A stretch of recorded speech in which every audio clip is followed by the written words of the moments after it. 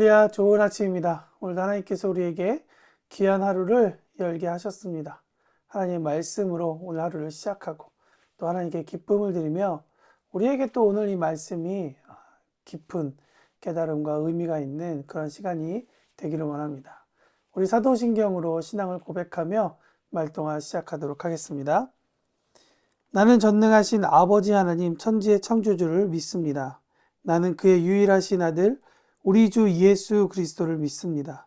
그는 성령으로 잉태되어 동정녀 마리아에게서 나시고 본디오 빌라도에게 고난을 받아 십자가에 못 박혀 죽으시고 장사된 지 사흘 만에 죽은 자 가운데서 다시 살아나셨으며 하늘에 오르시어 전능하신 아버지 하나님 우편에 앉아 계시다가 거기로부터 살아있는 자와 죽은 자를 심판하러 오십니다. 나는 성령을 믿으며 거룩한 공교회와 성도의 교제와 죄를 용서받는 것과 몸의 부활과 영생을 믿습니다. 아멘. 오늘 우리에게 주시는 말씀은 마태복음 18장입니다. 전체를 다 읽을 수는 없고요. 1절부터 4절까지 우리말 성경으로 함께 읽도록 하겠습니다. 그때 제자들이 예수께 다가와 물었습니다. 하늘나라에서는 누가 가장 큰 사람입니까? 예수께서 어린아이 하나를 불러 제자들 가운데 세우고 말씀하셨습니다. 내가 진실로 너희에게 말한다. 너희가 변화되 어린아이들처럼 되지 않으면 결코 하늘나라에 들어갈 수 없을 것이다. 그러므로 누구든지 이 어린아이와 같이 자신을 낮추는 사람이 하늘나라에서 가장 큰 사람이다. 여러분, 마태복음 18장을 전체를 한번 읽어보고 난 다음에 한 문장으로 줄여보라면 저는 이렇게 줄일 수 있을 것 같습니다. 누가 더 낫나요? 이런 질문을 제자들이 예수님께 지금 묻고 있는 것이죠. 마치 어린아이가 어린아이에게 엄마 아빠가 장난으로 엄마가 좋아? 아빠가 좋아? 라고 물어보는 것과 다르지 않다고 생각합니다. 예수님께서 정말 하나같이 사랑하신 제자들인데 이 제자들이 서로가 서로 정말 존귀하고 귀중한 사람임을 알지 못하고 예수님께서 다가와서 물어보는 말이 하나님 나라에서 하늘나라에서 누가 가장 큰 사람입니까? 라고 물어보는 것입니다. 오늘 말씀을 생각하면서 한 가지 떠오른 그림은 크레파스 하나가 생각이 났습니다. 크레파스 그 상자를 열면 빨간색부터 검은색까지 여러 가지 색깔이 있는데요.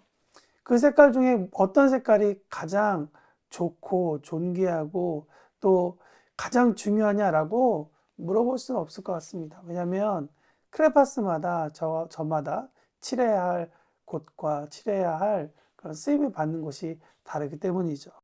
사실 예수님께 있어서 제자들의 이 질문은 매우 불편한 질문이 아니었을까라고 생각합니다. 예수님이 많은 제자들 중에 한 명을 택하셔서 정말 그가 내가 볼 때는 가장 큰 사람이다라고 선택해야 공평한 것일까? 사람들이 이렇게 불편한 질문을 하는 이유에 대해서 알아보니까 인지심리학자 김경일 교수님께서 이런 이야기를 하셨습니다. 왜 사람들이 불편한 질문을 하냐면 그것은 사람들이 나에게 관심이 없기 때문이다. 다시 말하면 내가 무엇에 대해서 불편한지에 대한 관심이 없기 때문에 상대방이 또 그 이야기를 듣는 사람이 불편하든 말든 그냥 편하게 자기가 원하는 답을 얻기 위해 그렇게 질문한다는 것이죠. 다시 말하면 비교하는 상대는 없고 나만, 그리고 내가 인정받고 싶은 그 대상만 보이기 때문에 이런 질문을 한다는 것입니다. 근데 여러분 1절 말씀에 우리의 관심을 끄는 아주 중요한 한 단어가 있습니다. 그것은 무엇이냐면 18절 1절에 보니까 그때 제자들이 예수께 다가와 물었습니다. 바로 그때라는 단어입니다. 여러분 여기서 말하는 그때는 어떤 때일까요? 단순히 바라보면 마태복음 18장 이전에 있는 그런 사건이겠죠.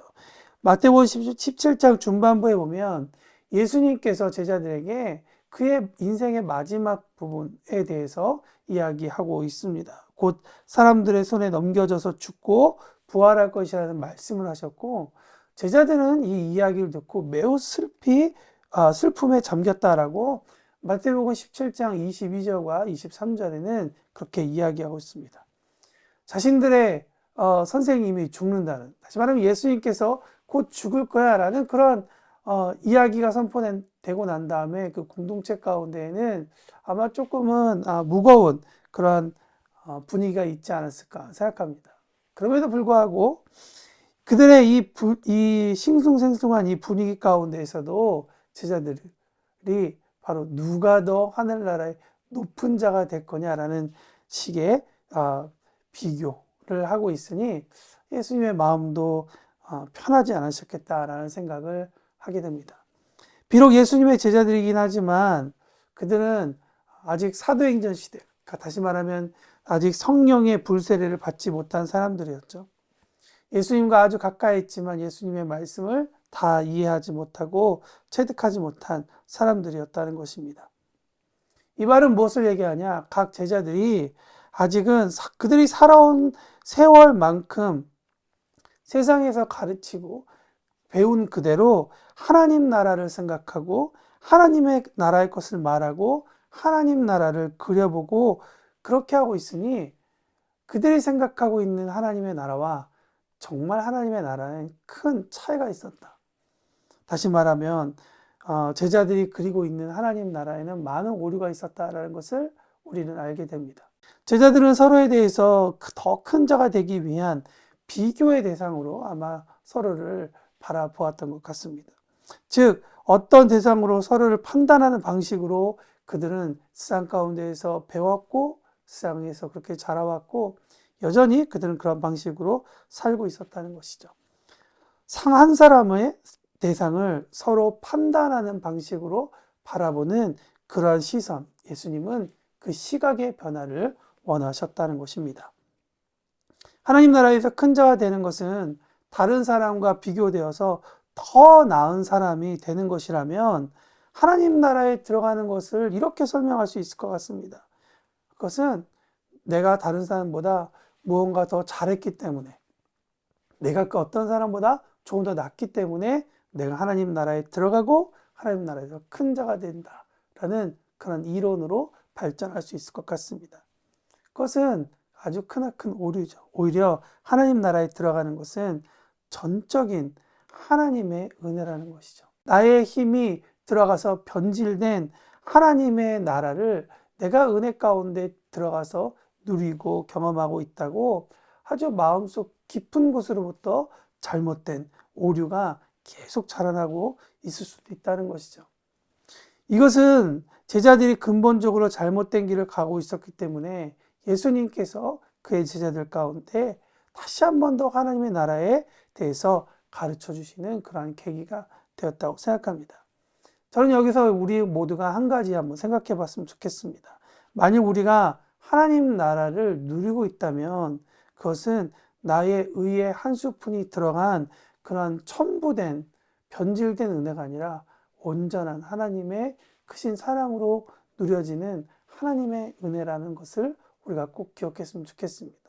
그래서 내가 이 땅 가운데 살아가면서 어떠한 감정과 어떤 상황 가운데에서도 하나님의 나라를 누리고 있다면 내가 지금 하나님의 은혜 가운데 있구나. 그것을 깨달으셨으면 좋겠습니다. 그것을 깨닫고 누리는 이 아침이 되기를 축복합니다. 그렇다면 제자들이 질문했었던 정말 하나님의 나라에서 큰 자는 누구일까요? 2절과 3절에 그 답이 있죠.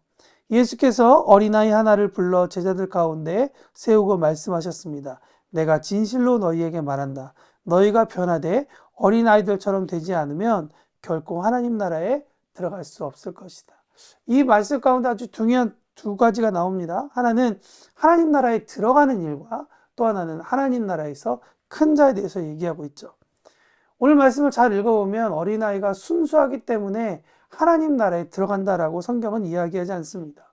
어린아이로 번역된 헬라어 파이니오는 이 유아의 단계 중에 특별히 아주 어린, 다시 말하면 혼자서는 살 수 없는 보호자가 필요한 그 단계에 있는 이 아이를, 그 존재를 가리키고 있는 것입니다. 4절에 보면 하늘나라에서 큰 자를 설명하는데요. 그러므로 누구든지 이 어린아이와 같이 자신을 낮추는 사람이 하늘나라에서 가장 큰 사람이다 라고 이야기하고 있습니다. 그렇다면 하늘나라에 들어갈 수 있는 자, 그리고 하나님 나라에서 큰 자라는 것의 핵심 단어는 어린아이가 될 텐데, 특별히 하나님 나라에서 큰 자는 어린아이 중에서도 이와 같이 자신을 낮추는 일을 하는 사람이라고 성경은 이야기하고 있죠.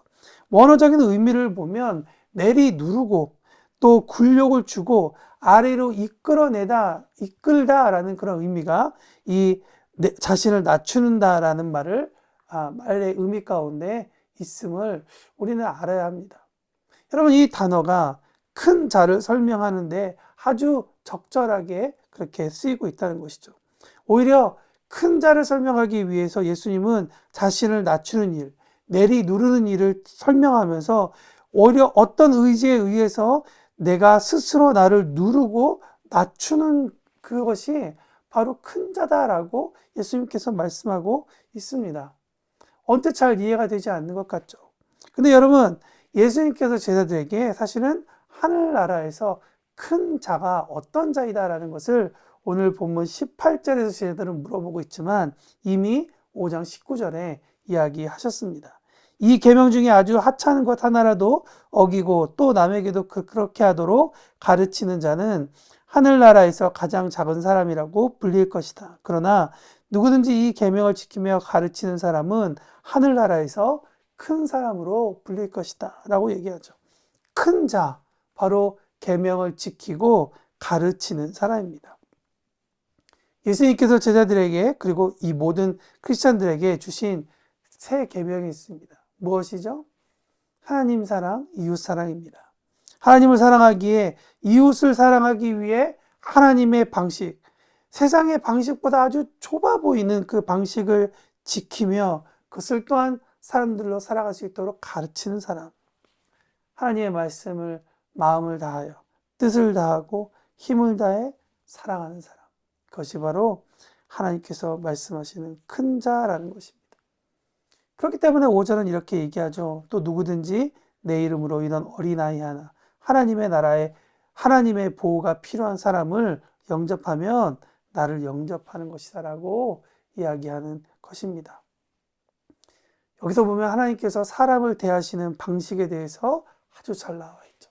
하나님께서 사람을 대하는 방식은 그의 어떤 프라이스가 아니라 그의 존재임을 다시 한번 더 각인시켜 주신다는 것이죠. 그런 관점에서 오늘 6절부터 9절까지 말씀을 읽어보면 이 어린아이라는 단어가 단순히 이 나이가 어린 아이들에 대해서 이야기하는 것이 아니라 비록 어른이라 할지라도 정말 주님의 보호가 필요한 그 사람이라는 관점을 가지고 우리가 예수님이 필요한 그 사람들에게 어떻게 다가서야 되는지에 대해서 설명해 주고 있다는 것이죠.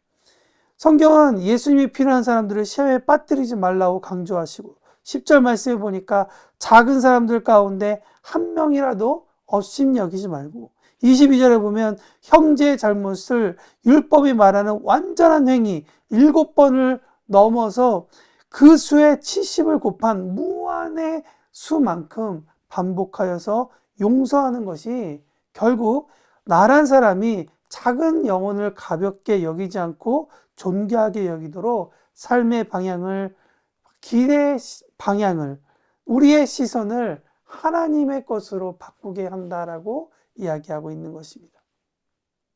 예수님의 마음은 작은 자, 아주 작은 입자와 같은 사람이라 할지라도 존귀히 여기시는 하나님의 마음을 기억하기를 바랍니다. 그리고 제자로서 그와 같이 작은 자이던 나를 힘들게 하던 자이던 어떤 존재이든 하나님 사랑하기에 하나님을 사랑하도록 품는 것을 연습하는 것을 우리에게 요구하고 계심을 또한 우리는 알아야 합니다. 이것은 한 번에 이루어지지 않죠.